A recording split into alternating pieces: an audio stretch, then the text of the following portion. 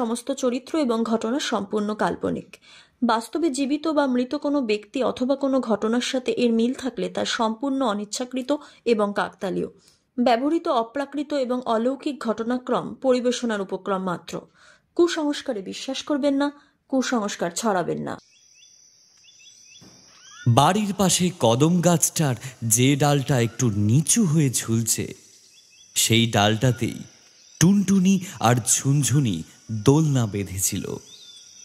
সকাল বিকাল দুপুর রাত যখন তখন তাদের এখানেই দুলতে দেখা যেত, কোনো ঠিক নেই। এই হয়তো উঠোন ঝাড় দিচ্ছে। টুনটুনি হঠাৎ কি মনে হলো, উঠোনের মাঝখানে ঝাঁটা ফেলে দৌড়ে এক ছুটে গিয়ে দোলনায় চেপে বসল। টুনটুনির মা বিনোদিনী স্নান করে কলসি কাঁধে জল নিয়ে এসে ঝাঁটা মেরে হুলুস্থুলু বাঁধিয়ে দিত। পোড়ার মুখের মেয়েগুলোর মরণও হয় না গো, একবারে হাড় মাস একেবারে জ্বালিয়ে খেলো। একবার নিয়ে এলাম, এখন আবার আমায় পুকুরে পাঠাবে। এমন মেয়েগুলোর মরণ কেন হয় না কে জানে। ওই গাছ আর ওই দোলনা, এই সব আমি একদিন জ্বালিয়ে ছাড়খাড় করে দেব।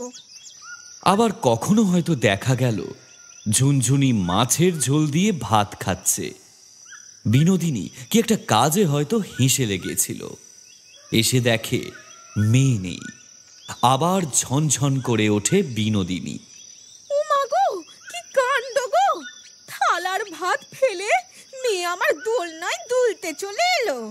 এমন কাণ্ড কেউ দেখেছে কোনোদিন? মা লক্ষ্মী না, এমন অবহেলা দমে সইবে না গো, দমে সইবে না।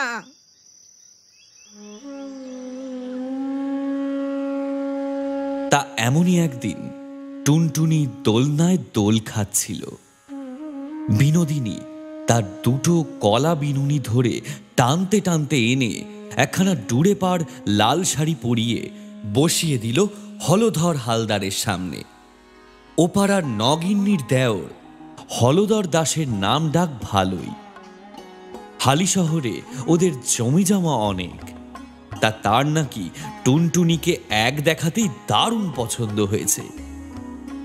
নগিন্নির নাতির মুখে ভাতের সময় এসেছিলেন হলধর দাসের পুরো পরিবার।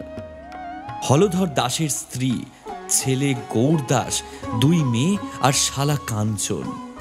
তা ফিরে যাওয়ার আগে কয়েক ঘন্টার সময় পাওয়া গেছে, তাই আর কি সদল বলে খানিকটা বিনা নোটিশেই হাজির হয়ে গেলেন তারা বিনোদিনীর বাড়ি। টুনটুনি ঝুনঝুনির বাবা তখন মাছের আড়তে হিসেব নিকেশ করছেন। বলাইকে দিয়ে মিষ্টি আনার সাথে সাথে তাকেও জরুরি তলব দিয়ে ডাকিয়ে আনার ব্যবস্থা করা হলো। একা হাতে দশভুজার মতো সব কিছু সামলে তিনি যখন সবেমাত্র একটু হাঁপ ছেড়েছেন, তখন দেখলেন যার জন্য এত কাণ্ড সেই টুনটুনেরই কোনো পাত্তা নেই। গেলবার পুজোর সময় পরবেন বলে শাড়ি বউয়ের কাছ থেকে একখানা ধনেখালির শাড়ি নিয়েছিলেন। তার নতুন শাড়ি পরে ঠাকুর দেখতে যাবেন, এত ভাগ্য কি আর বিনোদিনীর আছে? সারাদিন তো সংসারের জোয়াল টানতেই চলে যায়। শাড়িখানা আনকোড়াই ছিল, সেই শাড়িটাই মেয়েকে পরিয়ে সাজিয়ে গুছিয়ে ঘরে বসিয়ে এসেছিলেন। এখন পাত্রপক্ষর সামনে মেয়েকে নিয়ে যেতে গিয়ে দেখেন মেয়ে নেই। তা ওই গুণধর মেয়েকে যে কোথায় পাওয়া যাবে তা তো বিনোদিনী খুব ভালো করেই জানেন। সেই মুহূর্তেই তড়বড় করে কদমতলায় গিয়ে দেখলেন একদম ঠিক মহারানী ওখানে দোলনায় দুলছে। অমনি টুনটুনির কলা বিনুনি ধরে টানতে টানতে নিয়ে এসে হাজির করলেন পাত্রপক্ষের সামনে। তা মেয়েকে আর নতুন করে দেখার কি আছে? মেয়েকে দেখেই তো এখানে এসেছেন হলধর দাস। তবে বাড়ির বউ নির্বাচন বলে কথা, একা হলধর দাসের কথায় তো আর কিছু হওয়ার নয়। সেই কারণেই সকলকে আনা। তাই তিনি তার স্ত্রীর দিকে তাকিয়ে বললেন, কই গো, তোমার কিছু জিজ্ঞাসা আছে নাকি? যা জিজ্ঞাসা করার তাড়াতাড়ি করো, আমাদের তো এখনই ফিরতে হবে হালি শহর। দেরি করলে আবার ট্রেন মিস হয়ে যাবে যে। হলধর দাসের স্ত্রী সোনালি ডাঁটির চশমাখানা একটু পিছন দিকে ঠেলে এগিয়ে গেলেন টুনটুনির দিকে। টুনটুনি মনে মনে ভাবল, সে কি কাঠ পিঁপড়ে নাকি? ভদ্রমহিলার চোখের দোষ আছে, না হলে একটা মানুষকে দেখতে এত কাছে আসতে হয় নাকি? কিন্তু ভদ্রমহিলার দৃষ্টি টুনটুনির দিকে নয়। টুনটুনির গলার হাড়খানা পাতলা ফিনফিনে সোনার হাড়খানা একেবারে টুনটুনির কাঁচা সোনার রঙের সাথে মিশে গেছে। ভদ্রমহিলা হাড়খানা টেনে বললেন, তা এই কানা তো আছে কিনা বোঝাই যাচ্ছে না। বিয়েতেও কি এমনই দেবেন নাকি? পাশ থেকে হলধর দাস বলে উঠলেন, তুমিও যে কি বলো না গিন্নি, বাচ্চা মেয়ে খেলাধুলা করছিল তাই আর অত গয়নাগটি পরায়নি, তা বলি কি আর বিয়ের সময় গয়না দেবে না? তুমি যে কি বলো না। হলধর দাসের স্ত্রীর মনে হলো তার স্বামীর কথায় বিশাল ভরসা, তাই সেই ভরসাতেই হাড় আর টুনটুনি দুজনকে ছেড়েই পিছনে সরে এসে নিজের চেয়ারে বসলেন। দেখবেন হালি শহরে আমাদের আবার বিস্তর মান, সারা গাঁয়ের লোক আমাদের এক ডাকে চেনে, আত্মীয় পরিজনদের মধ্যেও আমাদের একটা সম্মান আছে। তেমন গয়না দেবেন যা অন্তত চোখে দেখা যায়, হাতে ধরলে মনে হয় যে না একটা কিছু হাতে নিয়েছি। হে আপনি কি বলছেন দিদি? এও আবার নতুন করে বলতে হয় নাকি? মেয়ে কি আর আমার এমনি এমনি সৌর করে পাঠানো যায়? ও সব নিয়ে আপনি কিচ্ছুটি ভাববেন না দিদি। হলধর দাস নিশ্চিন্ত মনে বললেন, তাহলে সব ঠিক হয়ে গেল। ভদ্রলোকের এক কথা, সামনের ফাল্গুনে প্রথম বিয়ের তারিখেই একেবারে 4 হাত এক করে দেব।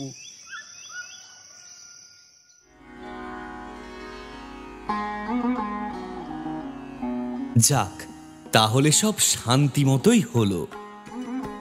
হলধর দাস থালায় সাজানো সব মিষ্টি সিঙারা গলাধ্যকরণ করে গাত্রোত্থান করলেন। এদিকে বিনোদিনীও মেয়ের বিয়ের তোড়জোড় শুরু করলেন। তাড়াহুড়ো না করে আর উপায় আছে নাকি? হাতে আর মাত্র 1 মাস। এদিকে মেয়েকে যে কিছুতেই সিধে করা যায় না, সে তো টেরা হয়েই বসে আছে। আমার স্কুলের দিদিমণি বলেছে আমার 18 বছর হতে এখনো 1 বছর দেরি আছে। এখন 18 বছরের আগে মেয়েদের বিয়ে দিতে নেই। আমি বিয়ে করব না। টুনটুনি গাল ফুলিয়ে ওই এক কথা বলে আর দোলনায় দোল খায়। এসব কথা শুনলে বিনোদিনীর মাথায় যেন আগুন জ্বলে ওঠে। তিনি ঝনঝন করে বলে ওঠেন, হ্যাঁ রে, ভগবান নিজে হেঁটে আমার বাড়িতে এসেছেন। এমন সম্বন্ধ কি কারো এমনি এমনি হয়? এই সম্বন্ধ অগ্রাহ্য করলে তোর বিয়ে আর আমি দিতে পারবো ভেবেছিস?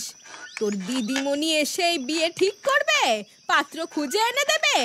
একেবারে চুপচাপ বিয়ের পিঁড়িতে বসবি। বিয়ে হয়ে ওই বাড়িতে একেবারে সাজিয়ে গুছিয়ে বসতেই বছর গড়িয়ে যাবে তোর। হয়ে যাবে তখন তোর 18 বছর। আর এই ব্যাপারে একটা কথাও যেন আমি না শুনি।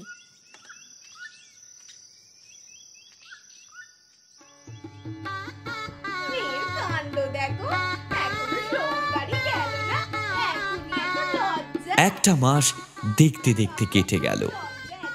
মেয়ের বিয়ে দেওয়া কি আর 4টিখানি কথা? কত কিছুই না ভাবনা ছিল, সব কি আর পূরণ করা যায়? তাও যতটা সম্ভব সাজিয়ে গুছিয়ে বিয়ের ব্যবস্থা করলেন বিনোদিনী। বিয়ের দিনেও সেই এক অবস্থা। বারবার বিনোদিনী মেয়েকে সাজিয়ে গুছিয়ে ঘরে রাখে, আর সে হঠাৎ উধাও হয়ে যায়। আবার বিনোদিনী তাকে টানতে টানতে নিয়ে আসেন ওই কদমতলার দোলনা থেকে। যাই হোক, শেষ পর্যন্ত টুনটুনির বিয়ে হয়ে গেল। যাওয়ার সময় সে বিনোদিনী আর ঝুনঝুনির গলা জড়িয়ে ধরে যত না কাঁদল, তার চেয়ে বেশি কাঁদল কদমতলার ওই দোলনাটাকে জড়িয়ে ধরে।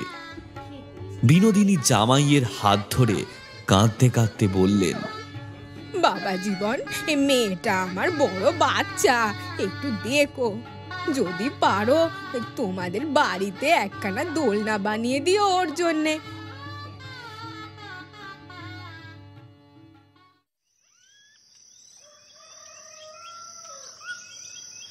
তা গৌরদাস তার নতুন বাচ্চা বউয়ের জন্য বাড়িতে দোলনা বানিয়েছিল কিনা জানা নেই, তবে টুনটুনির আর তার শ্বশুর বাড়িতে 1 বছর কাটিয়ে 18 বছর পূর্ণ করা হলো না। মাস 6 মধ্যে টুনটুনি আবার তার বাপের বাড়ি ফেরত এলো, তবে বরের পাশে হেঁটে হেঁটে নয়, খাটিয়ায় শুয়ে শুয়ে। টুনটুনি নাকি কলসি কাঁখে বাড়ির লাগোয়া পুকুরে জল আনতে গিয়ে খাটে পা পিছলে পড়ে জলে ডুবে মারা গেছে। টুনটুনির শাওরি বিনোদিনীর গলা জড়িয়ে ধরে হাউমাউ করে কেঁদে বলল, মেয়েটারে রাখতে পারলাম না দিদি, এমন সময় মেয়েটা পড়লো যে ধারে কাছে আর কেউ ছিল না। মেয়েটা হয়তো কতই না চেঁচামেচি করেছে, এমনই কানের মাথা খেয়েছি যে শুনতে পেলাম না। পুকুর তো এমন বড় নয়, কেমন করে যে মেয়েটা ডুবে গেল বুঝতেই তো পারলাম না। মরা মেয়েটাকে চোখের সামনে দেখে বিনোদিনীর আর কোনো দিকেই খেয়াল ছিল না। তা নইলে কি আর একবারও মাথা এলো না গা গেরামের মেয়ে টুনটুনি, হ্যাঁ অমন বাড়ির লাগোয়া পুকুর হয়তো নেই, কিন্তু টুনটুনির গ্রামে তো আর পুকুরের অভাব নেই। আর সেই পুকুরে দিনে দুপুরে তাপিয়ে বেরিয়েছে টুনটুনি, তাহলে সে জলে ডুবে মরে কি করে, কি জানি কি করে। আর যে যাওয়ার সে তো গেছে, তাকে নিয়ে ভেবে আর কি লাভ। ঘটা করে শ্রাদ্ধ করল টুনটুনির বর, আর সেখানে বারবার পরলোক গথা স্বর্গীয়া এসব বলে টুনটুনির নামটাই যেন মুছে দেওয়া হলো সকলের মন থেকে। একটা মাত্র ব্যাপার শুধু ঝুনঝুনি লক্ষ্য করেছে, কদমতলায় হাওয়া নেই, কোথাও কোনো জোরে জোরে হাওয়া চলছে না, একটা গাছের পাতাও নড়ছে না। তবু ওই কদমতলার দোলনাখানা মাঝে মাঝে যেন আপনা থেকেই দুলতে থাকে। ভোরবেলা ঝুনঝুনির ঘুম ভাঙে ওই দোলনা দোলার ক্যাচ ক্যাচে আওয়াজে, আবার মাঝে মাঝে মাঝরাতেও ঘুম ভেঙে যায়, মনে হয় যেন কেউ দোলনায় দুলছে। কিন্তু এই কাণ্ডটা ঝুনঝুনি কাউকে দেখাতে পারে না। যতবার সে মাকে টেনে নিয়ে দেখাতে গেছে, দেখে সব চুপচাপ, কেউ কোথাও নেই, দোলনাও দুলছে না।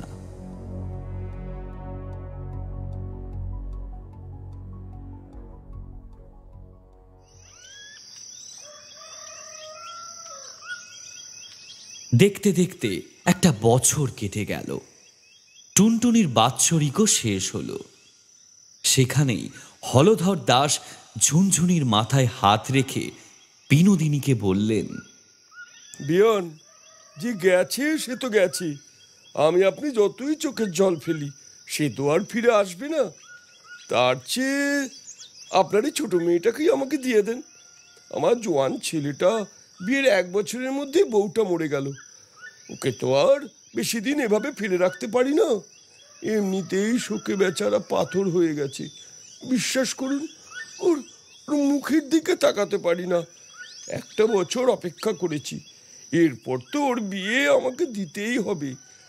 তা আপনি যদি চান তাহলে আর ওই আমাদের বেআই বেআনের সম্পর্কটাকে আর ভাঙি না, এটা যেমন ছিল তেমনই থাকুক। আপনি রাজি থাকলে ঝুনঝুনিকে আমার ছেলের বউ করে নিয়ে আসি। বিনোদিনী বিগলিত হয়ে বললেন, আপনি যা ভালো বোঝেন তাই করুন, আমার কোনো আপত্তি নেই। আমার মেয়েটা যে আপনাদের চরণে একটু ঠাঁই পাবে, আমি এতেই খুশি। না, তোমার ছেলের বউ ঠিক করে ফেললাম, দেখো পছন্দ হয়েছে কিনা। হলধর দাসের স্ত্রী আবার সোনালি ডাঁটির চশমাটা চোখের দিকে ঠেলে বললেন, তা বেয়ান, আপনার ছোট মেয়েকে আবার তার দিদির গয়না পরিয়ে পাঠাবেন না যেন। ওগুলো আমার কাছে সেন্দকেই তোলা থাকবে। অবশ্য ও সব আপনার মেয়েরই তো হবে পরে। আমি তো আর গয়না নিয়ে স্বর্গে যাব না। তবে কি বলুন তো বেয়ান, এই হালি শহরে আমাদের একটা মান ইজ্জত আছে। আর মেয়েদের চোখ, আপনারে আর কি বলবো, একবার দেখেই বলে দেবে যে পুরনো গয়না চালান করেছেন। তাছাড়া মরা মানুষের গয়না নিতে নেই তো। তার উপর এ তো আবার যাই হোক তাই হোক সতীনের গয়না। হলধর তার স্ত্রীকে আলতো টোকা দিয়ে বললেন, তুমিও না কি যে বলো, উনি মা, উনি নিজের মেয়ে ভালো বুঝবেন না। দেখবে আগের বারের চেয়েও আরো ভালো করে মেয়েকে সাজিয়ে গুছিয়ে পাঠাবেন। বিনোদিনীও মাথা নেড়ে জবাব দিলেন, না না না, সে তো বটেই।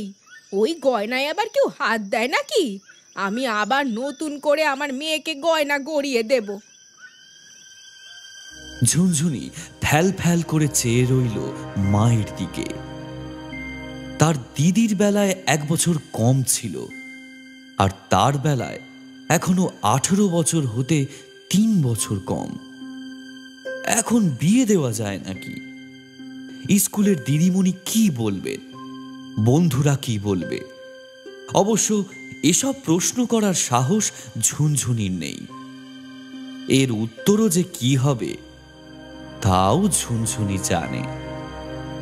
আগেরবার টুনটুনির বিয়ের সময় সে শুনেছে, তাই সে চুপচাপ থাকল। এদিকে বিনোদিনী জোর কদমে ছোট মেয়ের বিয়ের তোড়জোড় শুরু করলেন, আর তার সাথেও এটাও মনে করে হিসেব করলেন আগেরবার কি কি ভুল হয়েছিল, যার জন্য বছর ঘুরতে না ঘুরতে টুনটুনিকে চলে যেতে হলো। এই হিসেব নিকেশ করতে গিয়ে প্রথমেই চোখ গেল ওই হতচ্ছাড়া কদম গাছ আর তার ডালে বাঁধা দোলনাটার দিকে।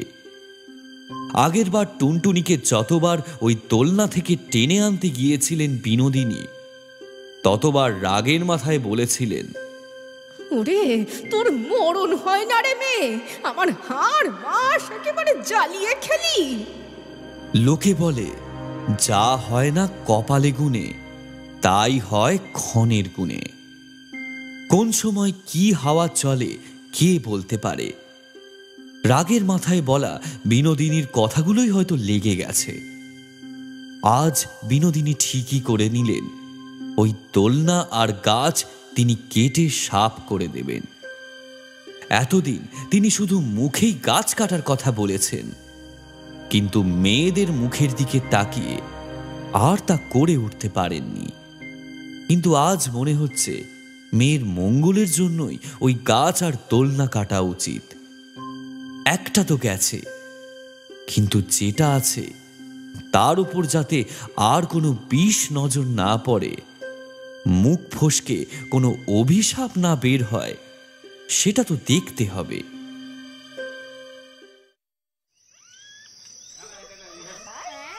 বিয়ের আর তখন মোটে 7-8 দিন বাকি।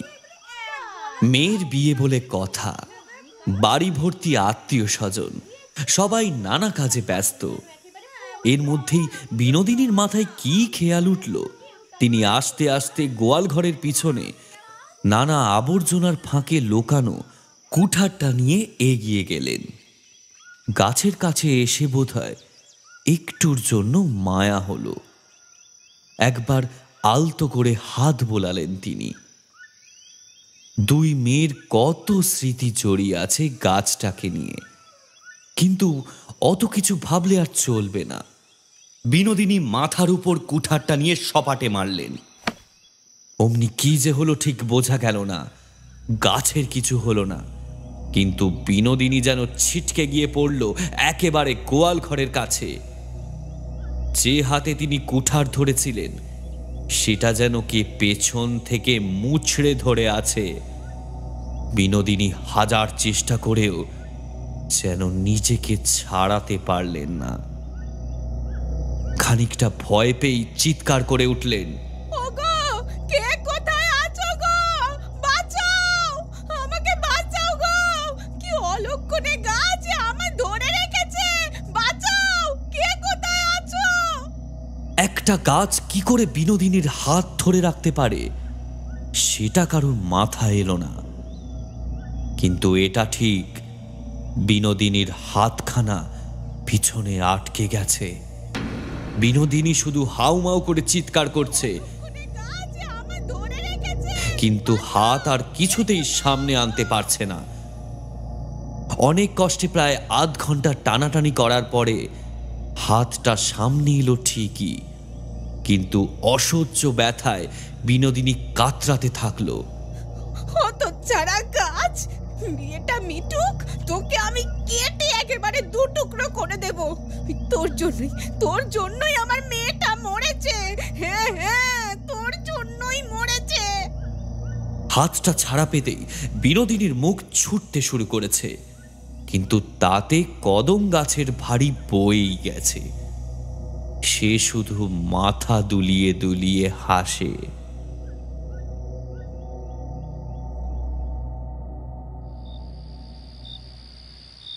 কিন্তু আসল ঘটনা শুরু হলো বিয়ের আগের দিন রাতে।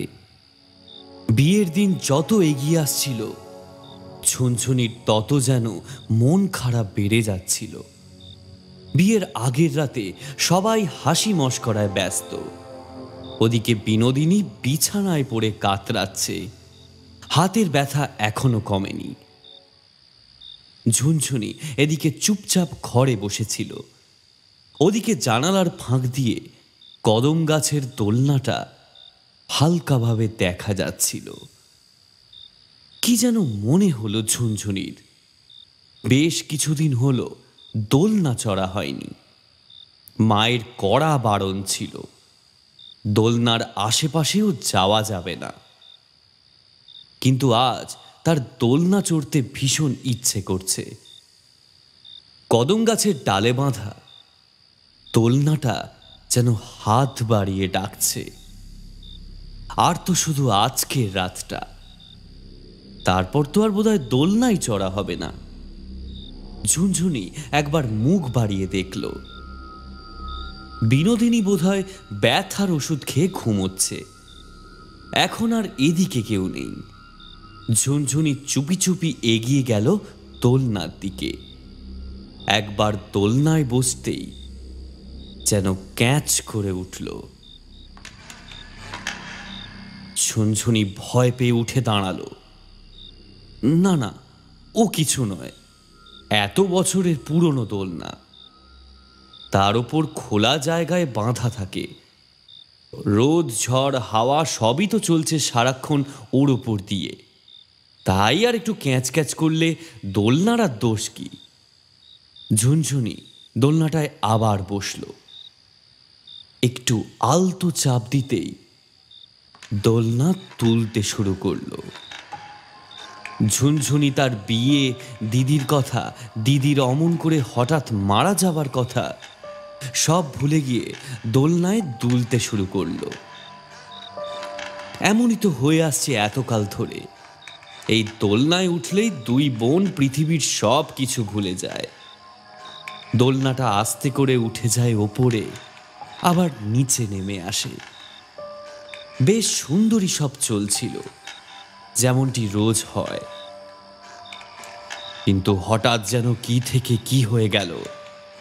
দোলনাটা অস্বাভাবিক জোরে দুলতে শুরু করলো। মনে হচ্ছে কে যেন জোরে ধাক্কা মারছে দোলনাটাকে। ঝুনঝুনি কিছুতেই যেন টাল সামলাতে পারছে না। চিৎকার করে কাউকে ডাকতেও ভয় পাচ্ছে। মা যদি একবার জানতে পারে সে এই রাতে এই দোলনায় উঠেছে, তাহলে আর রক্ষে নেই। ঝুনঝুনি প্রাণপণ শক্তিতে দোলনাটাকে চেপে ধরে আটকাতে লাগলো, কিন্তু কিচ্ছু হলো না। দোলনাটা অদ্ভুতভাবে শুধু উপরে ওঠে আর নিচে নামে। আর বোধহয় উপায় নেই, চিৎকার করে উঠল ঝুনঝুনি। কিন্তু চিৎকার তো করল, তার মুখ দিয়ে কোনো আওয়াজ বের হলো না। আজ পূর্ণিমা, চারিদিকে চাঁদের আলোয় একেবারে ঝলমল করছিল। কিন্তু হঠাৎ এক গাঢ় কালো অন্ধকার এসে ঢেকে দিল সবকিছু। ঝুনঝুনি দেখল ঠিক তার সামনে কে একজন যেন দোলনার দুটো দড়ি হাতে তুলে যাচ্ছে। ঝুনঝুনি ভয়ে সিটিয়ে গেছে। সামনের সেই ছায়ামূর্তি এবার খিলখিল করে হেসে উঠল। কিরে, বিয়ে করবি নাকি? তোর কি খুব বিয়ে করতে ইচ্ছে করছে?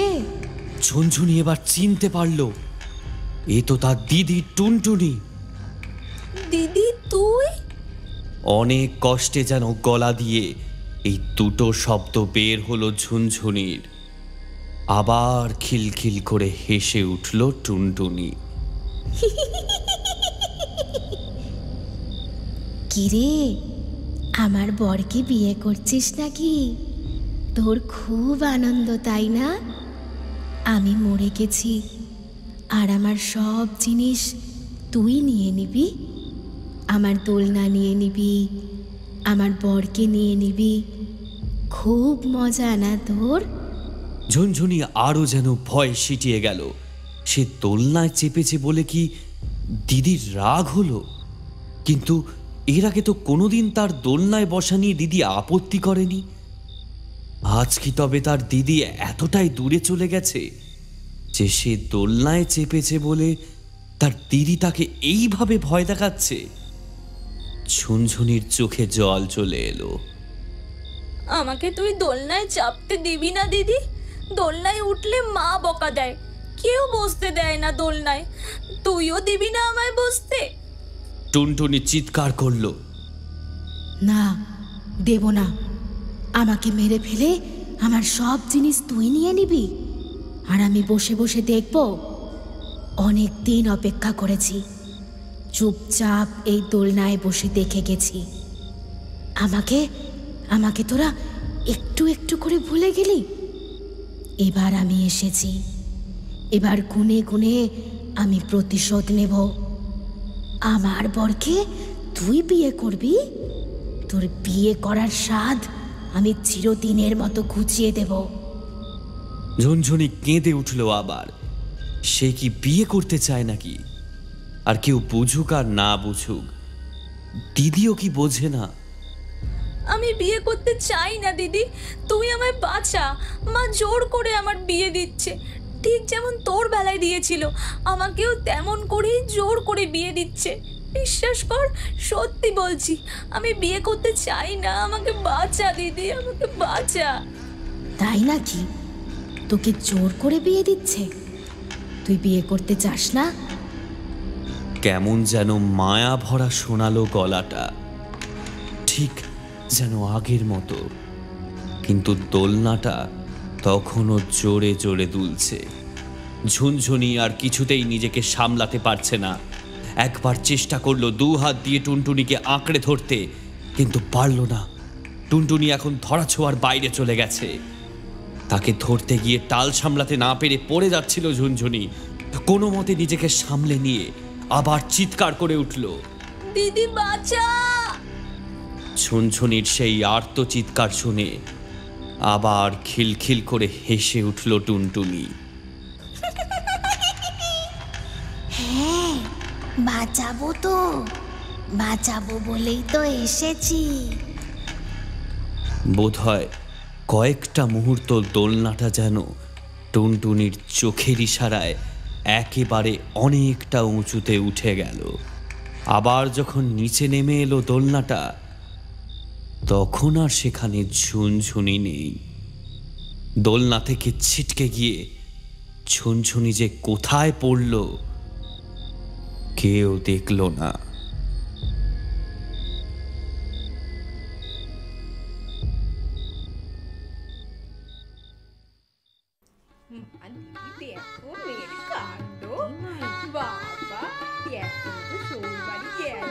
বিনোদিনী মেয়ের কাণ্ড দেখে হেসে গড়িয়ে পড়ল।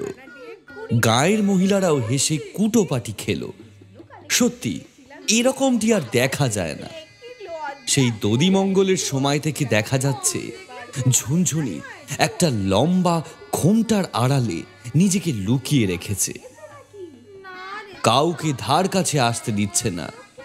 দুজন মেয়ে সাজাতে গিয়ে দেখে ঝুনঝুনি নিজেই আগে থেকে সেজে বসে আছে। সকালের নানা অনুষ্ঠানে ঝুনঝুনিকে ডেকে ডেকে পাওয়া যায় না। এমনকি গায়ে হলুদের সময়েরও মেয়ের খোঁজ নেই। বিনোদিনী ছুটে যায় দোলনার কাছে, সেখানেও নেই। ভয়ে আঁতকে ওঠে। আজকালকার মেয়েদের বিশ্বাস নেই। তার উপর হয়েছে ওই স্কুলের দিদিমণি। কে জানে, আবার মেয়েকে কিছু বুঝিয়ে হয়তো নিয়ে চলে গেছে। না না, সেসব কিছুই হয়নি। মেয়ে তার ঘরেই জুজু বুড়ির মতো বসে আছে। কিছুতেই গায়ে হলুদের অনুষ্ঠানে আসতে চাইছে না। বিনোদিনী ঠাস করে মেয়েটাকে একটা চড় মারতে গেল, কিন্তু হরিখুড়োর বউ হাত আটকে দিল বিনোদিনীর। আরে করো কি? আজ মেয়ের বিয়ে, আজ তার গায়ে হাত তুলছো? তোমার না বউ সত্যি মাথার ঠিক নেই। একটারে তো নিত্যদিন গাল মন্দ করে খেয়েছো, বলি আর একটাকেও কি শান্তি দেবে না? আর তো কয়েক ঘন্টা আছে, মেয়েটা একটু শান্তিতে থাকতে দাও দেখি। আহা, ওর শ্বশুর বাড়ি তো আর দেখতে আসছে নে গায়ে হলুদ ছোঁয়ানো হলো কি না। ও অত নিয়ম না মানলেও হবে। এ যাত্রায় বেঁচে গেল ঝুনঝুনি। কিন্তু ঝুনঝুনির বন্ধুদের কারোর ভালো লাগছে না। কি যে হলো, মেয়েটার কাল অবধি তো সবই স্বাভাবিক ছিল। বেশ তো হেসে হেসে কথা বলছিল। এখন যে আর কথাও বলে না, গায়ের কাছেও ঘেঁষতে দেয় না। ঘুমটা খুলল সেই একেবারে গোধূলি লগ্নে। পিড়িতে বসিয়ে নিয়ে আসা হলো ঝুনঝুনিকে। বর দাঁড়িয়ে আছে। চারিদিকে চিৎকার চেঁচামেচি। তার মধ্যে 7 বার বরকে প্রদক্ষিণ করে এসে থামল বরের সামনে ঝুনঝুনির পিড়ি। গৌড় আরও একবার নববধূর সাথে শুভদৃষ্টি করবে বলে আকুল হয়ে তাকিয়ে আছে। কিন্তু ঝুনঝুনি যে কিছুতেই মুখের সামনে থেকে পান পাতা সরাতে চায় না। এবার আর নিজেকে সামলাতে পারে না বিনোদিনী। বিবাহ মণ্ডপে চিৎকার করে ওঠে, আরে এই মুখ পুরি, কি হয়েছে বল দেখি? সেই সকাল থেকে দেখে আসছি এই গোমটা মাথায় ঘুরে বেড়াচ্ছিস, এখনো দেখি পান পাতা সরাচ্ছিস না। এত রুয়াব কিসের রে তোর? কি এমন চাঁদ পানা মুখ গো যে তা নিয়ে তোমার এত গুমর? এত সাধ্য সাধনা করতে হবে একেবারে। বিনোদিনীর জামাই গৌড় সবেমাত্র বোধহয় ভাবতে শুরু করেছে যে শাশুড়ি মা একেবারে মনের কথাখানা বলেছে। এত মুখ ঢেকে রাখার কি আছে? অমনি কি হলো কে জানে, ঝুনঝুনির মুখ থেকে একটা বিভৎস খোনা গলা ভেসে এলো। কি করে মুখ দেখবে? আমার গলা টিপে মেরে পুকুরে যে ফেলে দিয়েছিলে। 5 ঘন্টা আমি জলের ভেতর থেকে আমার মুখটা তো ফুলে গেছে। কি ভয়ঙ্কর বিভৎস মুখটা! এই মুখ দেখালে যে সবাই ভয় পেয়ে যাবে। এসব কি বলছে ঝুনঝুনি? ভয়ে গৌড়ের মুখ সাদা হয়ে গেছে। হলধর দাস বরযাত্রীদের পাতে মাংসের বড় বড় পিস পড়ল কিনা তার তদারকি করছিলেন। এরকম গম গমে বিভৎস গলা কানে যেতে তিনি ছুটে এলেন। হ্যাঁ, এসব কি বলছে? বিয়ের করে কোনো বর হয়েছে নাকি? কি সর্বনাশ! এবে কি পাগল নাকি? বিনোদিনীর হাত আজ সকাল থেকে নিষ্পিস করছিল। পাড়ার মেয়েদের কথা শুনে থেমে গিয়েছিলেন। এখন তড়বড় করে উঠলেন, ঠাস করে মেয়ের গালে চড় মারলেন। কিন্তু সে হাত যেন ঝুনঝুনিকে ভেদ করে চলে গেল। ঝুনঝুনি নাগাল পেলেন না। খানিকটা অবাক হয়ে আর খানিকটা ভয় পেয়ে মেয়ের দিকে ফ্যাল ফ্যাল করে চেয়ে রইলেন। এবার খিলখিল করে হেসে উঠল ঝুনঝুনি। সে হাসি এমনই বীভৎস যে গা শিউরে ওঠে। গৌর বরের পিড়ি থেকে লাফিয়ে পালিয়ে যেতে চাইল, কিন্তু কে যেন তার গলার মালাটা টেনে ধরে রেখেছে। গৌর পালানোর চেষ্টা করতে শুধু 2-4টে রজনীগন্ধা ঝরে ঝরে পড়ে গেল। গৌর এক পাও নড়তে পারল না। আবার ঝুনঝুনি খিলখিল করে হেসে উঠল। কি গো বর, কোথায় যাচ্ছ আমায় ফেলে? বিয়ে করবে না আমায়? মালা পরাবে না আমার গলায়? এতক্ষণে মুখের সামনে থেকে পান পাতাটা সরালো ঝুনঝুনি। এবার বিয়ে বাড়িতে যেন হুলুস্থুল পড়ে গেল। এটা তো ঝুনঝুনি নয়, টুনটুনি। মুখটা বীভৎসভাবে ফুলে উঠেছে আর গলায় 2 হাতের 5 আঙুলের দাগ বসে আছে।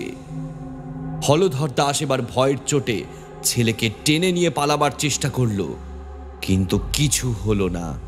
গৌরের গলার মালার একটা দিক সে ধরে রেখেছে। টুনটুনির পিড়ি এতক্ষণ যারা ধরে রেখেছিল তারা পিড়ি ফেলে দিয়ে যে যেদিকে পারল ছুটে পালালো। টুনটুনি ঝুলতে লাগলো পিড়ি শুদ্ধ। না না, আমি তো তোমায় ছাড়বো না। তুমি আমার বর।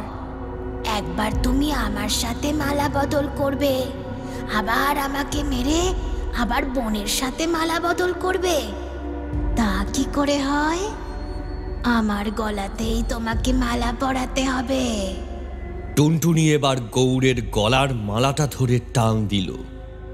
গৌর বেচারা হুমড়ি খেয়ে পড়ে গেল টুনটুনির কাছে।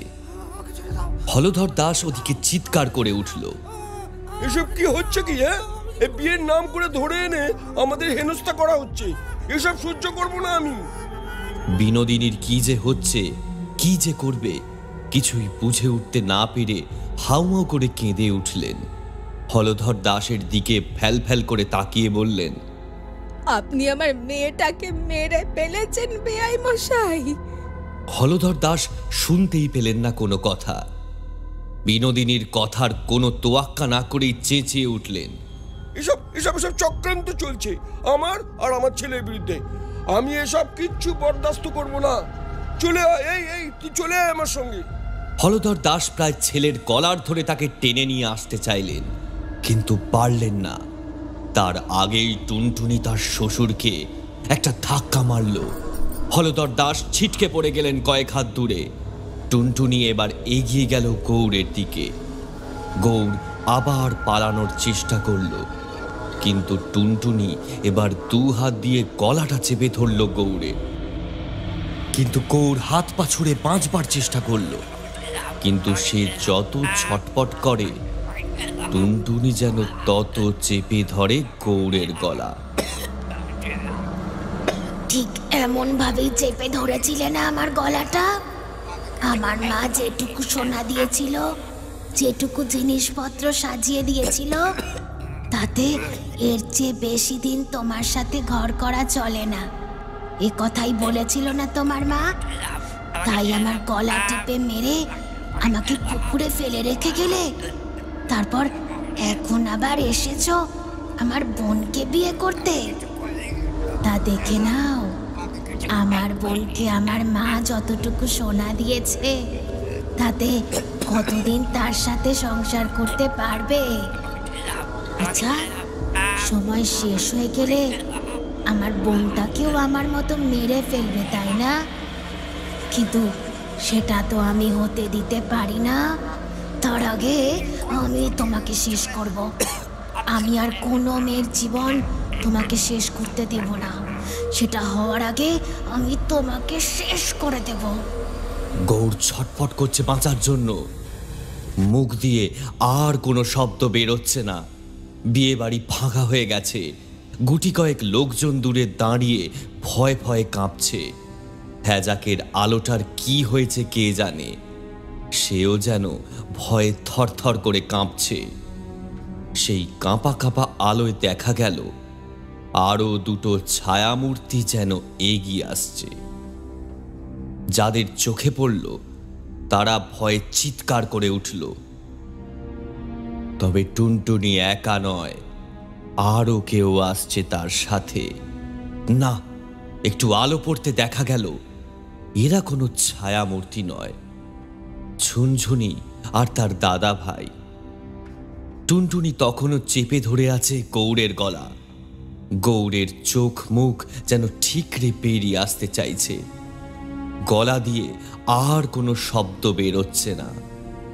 ওকে ছেড়ে দে দিদি, ওটা একটা বাজে লোক, ওকে মেরে তুই নিজেকে ছোট করিস না, ছেড়ে দে ওকে, ছেড়ে দে। এক মুহূর্তের জন্য টুনটুনি থেমে গেল।